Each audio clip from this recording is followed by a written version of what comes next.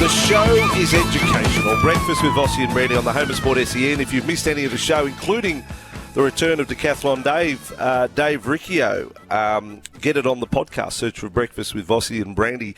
One of the questions we threw at David was, what did he notice of gambling in Paris and signage and what have you?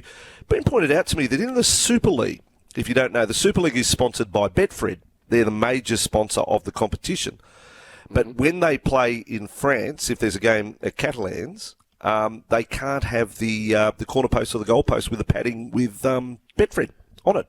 So there are French laws against the signage, even though they're the major sponsor of the competition. So there's a little education for you. Now, the other educational thing I'm going to bring you, Brandy, is can we better this from the championship? You know how we joke about the count of coaches and managers that get the flick in football over in England, how quick they go, and the turnover. Yes. By the time we get 3 months into the season, there's 8 blokes out of a job. 4.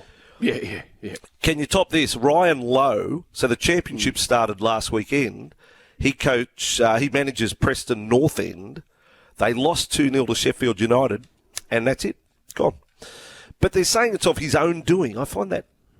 You ever heard of that? The coach, the manager, the first game is over, and he says, "Nah, you know what? Done. Out." Met with management. So hang on. One game into the season, gone. He's been coached since December 2021. All right. So he's coached them all off-season, and they lose 2-0 at home in the first game, and that's it. He was in gone. He knew what was coming. He knew what was coming for the rest of the year. Yeah. They say he asked to leave. Have you ever heard requests? That? No. One game. A request. No, I haven't. No, that's a strange situation. And it's the championship, so it's no little matter. It's not. They're not park footballers. This is one under the Premier League. No. He's 3 seasons in charge, 13th, 12th and 10th. And then on... Did he just realise that it wasn't his go? That he just thought, this isn't my go? I don't know. Excuse me, Governor, got something I want to ask you. Would it be okay if I go? I know we're only one game into the season, Is it okay if I just leave? Is it, or I'm out? Like, that would be an unusual request. If you're on the board of Penrith and Ivan Cleary one game into the season, just said, Brandy, do you think the board and the owners of the of Preston's were thinking, well, thank God he asked to leave early because we're going to kick him out next week. Like, it's solved a problem for us. He was on his way. Anyway, he read the room. Maybe he read the room, Andrew. Maybe he thought, you know what, we stink, 2-0. I'm gone. It wasn't disastrous. Yeah. No, it was 2-0. It wasn't disastrous. And as you said, it's a championship. Yeah, all right. Yeah, it's not. Well, anyway, Ryan Lowe, that's a new PB, one game into a season, parts ways with the club. Can anyone better that? Now, Brandy, tomorrow night, we're just one sleep away from the match of the year, first versus second. SEN will have coverage of the Panthers and the Storm. I'll be calling this one for Fox League. The eyes of the league world are watching. Grand final preview. It's been built up and all of that. But rather than a full preview, because we have you, Brandy, one of the great halfbacks of the modern era, to talk to, let's narrow it down to the battle of the two halfbacks. It is one for the ages given their form at the moment. Nathan Cleary, Jahrome Hughes. Now, first of all, from Jahrome Hughes, talking about the match, he spoke to the media yesterday. Penrith are the best right now and have been for the last couple of years, so it's going to be a good test for us.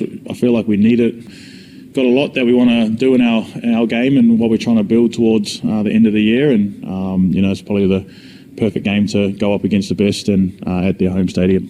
They're such a good defensive team as well, so we need to try to break that down as well, but it's an all-round game and that's how they play. They're such a good footy side. You can't really, they don't beat themselves, so we need to be on top of our game, and I feel like we've been beating ourselves a lot, not losing the game, but beating ourselves, but just doing a few things that we're really hurting ourselves and discipline-wise and execution-wise. So we need to really be on top of that, and if we don't, we're going to really struggle this weekend. They're both the whole package in some ways, Brandy, because they're accomplished media performers, as you've just heard Jahrome Hughes. The only thing Jahrome doesn't do is the goal kicking that Nathan does. He's not the goal kicker. Are they the two most influential players in their teams? I certainly think you'll say Nathan Cleary is, but is Jahrome Hughes now the number one at Melbourne? He has become that, I think, Vossy. this year, and he's played without Cameron Munster for a big chunk of the season. Ryan Pappenhausen has been in and out of the side with injury. Harry Grant has been the other mainstay of the spine for the Melbourne Storm. But I would say Jahrome Hughes has taken the mantle as the most influential and the most important player in this Melbourne Storm side. And his ability to do everything. And you just said, they've got all areas of the game covered. He doesn't goal kick. That's the only thing he doesn't do. He has been doing everything for the Melbourne Storm. Jahrome Hughes, creating tries. His running game is the best part of his game. There's no doubt that his strength is his ability to run the ball. And I think the fact that he was a fullback in his former life has helped him do that because he thinks run first. You watch him play. He's always what a threat those A defenders either side of the ruck are under when Jahrome Hughes bobs up, and you can just feel that he's got a run in him. So that is his strength. But his passing and his kicking are an underrated part of his game because his short kicking is. It's as good as any halfback in the game. His ability to put the ball where it needs to go off his boot is a strength as well, and he's had an incredible season. There's been, as we said right at the start of the show, there's been a lot of talk about him being the best player in the competition this year. I don't think many would argue with it. He was a long way behind Dylan Edwards when Dally M voting got closed, but Dylan Edwards has had some time off. But I think it'll come down to those two, Edwards and Jahrome Hughes, as the best players in the game this year. And on the edges, Penrith tomorrow night, when we talk about Jahrome Hughes' running game, which you're waxing lyrical about there of the highest order, the two edge-back rowers are not regular starters. So Mav Gaia comes into the Panthers side on an edge, biggest game of his life outside. He made his debut, he was big, but this is starting. This is starting against Melbourne. And Liam Henry. So with no Sorensen or Martin, the two edges have blokes who don't normally start Jahrome Hughes' running game. You, now that you've talked it up, do you think there'll be a Jahrome Hughes moment tomorrow night? Of exactly what you've described? I'm sure there will be a moment. Yeah, I'm sure there'll be a moment where he breaks the Penrith line. That's because when you're thinking of running halves, he's the best. He's the best running half in the game because he has that speed and strength and the ability to read when to go. Nathan's return on the flip side has been nothing short of amazing since back from that hamstring injury. Arguably the play of the season on his return game against the Dolphins, the 43-metre, 44-metre field goal that won Penrith the game, got them out of trouble. His game against the Dragons, scored 3, set up 3. And the big plays that he's been involved in, and he was very good against the Eels last weekend. So it's a classic matchup of two great number 7s. Cleary, the best player in the competition. Jahrome Hughes, the best running half in the game, and Melbourne's most influential player. I'm going to push you a little further, Brandy. Just on the halfback discussion, we've got the 40th most powerful man in rugby league here. There's Mitchell Moses. There's Daly Cherry Evans. There's Ben Hunt. There's Adam Reynolds. Others. Are they the best two? If you've got Nathan Cleary as your number 1, is Hughes your number 2? Do you want to go power rankings on halfbacks? Is Hughes got to such a level that he's now there with Nathan Cleary in the comp as the two best halfbacks in the comp? So that's what's going head-to-head tomorrow night. I think they are. Yeah, they're the best two halves. Yep. I think Jahrome Hughes has. Who would be number 3? Would it be Ben Hunt? Well, Moses. Mitchell Moses. Yeah. Cherry Evans. Mitchell's done some great things this year, but he hasn't played enough footy. I think Jahrome Hughes in the 2024 rankings is the number 2, and parts of his game are they're different types of halfbacks, but what they do so well. And it is a great matchup. You could throw in I know the 5'8s are different. Cameron Munster hasn't played that much, and he needs an operation at the end of the year. So it's not 100% Cameron Munster, but throw in Jahrome Luai and Cameron Munster, the 6 clash. That's pretty. Okay. Just checking again. You've had another 30 minutes now to think about Dylan Edwards, because you've just thrown in the clashes, the clash of the 2 7s, the clash of the 2 5'8s. What about Pappenhausen v. Dylan? Oh, that's right. Dylan Edwards is listed as a reserve. what are the chances of Dylan Edwards playing tomorrow night? Is Ivan Cleary the sort of bloke to say this game is so big, or the minor premiership isn't the priority that Dylan Edwards gets another week, or if he's 95%, if he's 90%, does he start? No. I think that with big games still to come and with September in mind, Dylan would have to be 100%. There'd be no playing Dylan unless he's 100%. Mm. So is he 100%? That's no risk. Is he? I don't know. Is he 100%? Will he be 100% by tomorrow? He could be. Oh. Brandy, are you serious? Yeah, come on. Just between you and me and the listener, does Dylan Edwards start tomorrow night? It's a huge game, and it'll be a huge plus. I know Laurie's going great, but to have Edwards v Pappenhausen, Munster v Luai, Cleary v Hughes. Let's hope it pans out that way. Let's hope it pans out. I've tried my best, folks. I've tried my best. Greg says Panthers are depleted. Storm will win, but the Panthers will win the grand final with Melbourne going out in straight sets. Greg, wow. That's a... couple of... Luke Garner not available either. But so it's a big game for Mav and Liam Henry, who is, Liam Henry's a front rower. He'll be playing on an edge. Okay. Can we go early on a tip? Like, obviously, you're going Penrith, but can you put a margin in now? Do you want to lock in a margin for tomorrow night, Brandy? Get us all excited about potentially? Yeah, do you see a thriller? 2? Do you see a cliffhanger? Yeah, you do? I do. Okay. Yeah, Penrith by 2. What do you see? What are you seeing, Andrew? I've got a sneaky around Melbourne. I've got a sneaky around Melbourne. I just think there is that question mark on them, and it's been a bit dusty. It'd be impossible. Last week when they raced that lead at half-time against South Sydney, it would have been, I reckon, impossible by terms of human nature for them not to be already thinking about next week.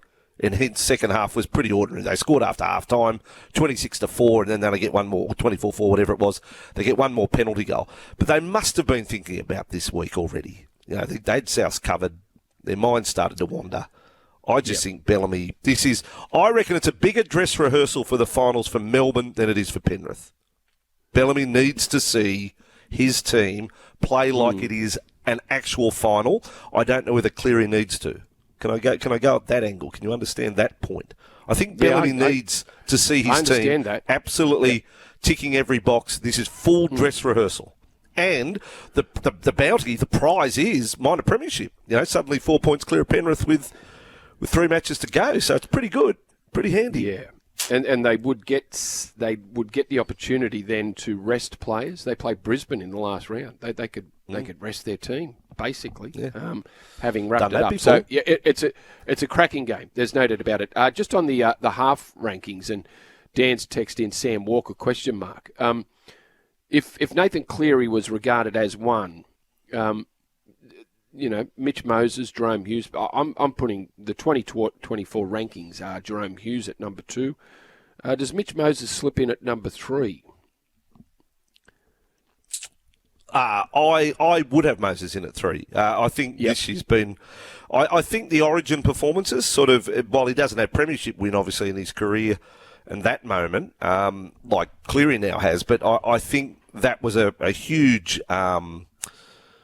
validation of the quality of Mitchell Moses, just the same as it was for Kalen Ponga a few years back when he got that man of the match in that Origin 3. People said he's overrated. Then they saw him in a decider and a game 3 and just be the best player by a stretch on the field. No, he's a great player. So I think Moses has had that moment this year. Yeah, he has. No, most definitely. Brandy's always so biased. Cleary would have played less than Moses. Yeah, he's probably only played about 8 games. The bias is getting old. Yeah, but I think Cleary's return and points credit in the bank has him still at number 1. Agree with that, Andrew? Yeah, how many wins? Like Cleary's return Nathan Cleary in the last 4 games. Yeah. Yeah. Poor old Mitchell hasn't had many wins at club level this year. Not that that's taking away from his own personal form, but being part of wins. Cleary comes straight back and Penrith win. And with him, the main player. Cherry Evans will be top 3 in overall Dally M. This from Andrew. He has had an outstanding year for Manly while Tom has been out. The consistent Cherry Evans. He's just always on deck. Yeah. No, I agree with that. He'd be behind those 3, though, I would think. Where does Nico and Katoa rate in Brandy's power rankings? We've unofficially started some power rankings here, Brandy. I don't want to put you up because it is. You do want to, if you've got to commit to an order, you want to give it some thought. You don't want to just throw out. Oh, I don't want to throw him in at 7 or 8 or 9. You know. No. Boom. No. Katoa. Who would you rather have at your club? Would you rather? Okay, so if you had a choice of these three halfbacks, who would you have at your club? Nico, Sam Walker, Isaiah Katoa. I'm still signing Nico. I'm signing Nico Hines because he's more than just the position.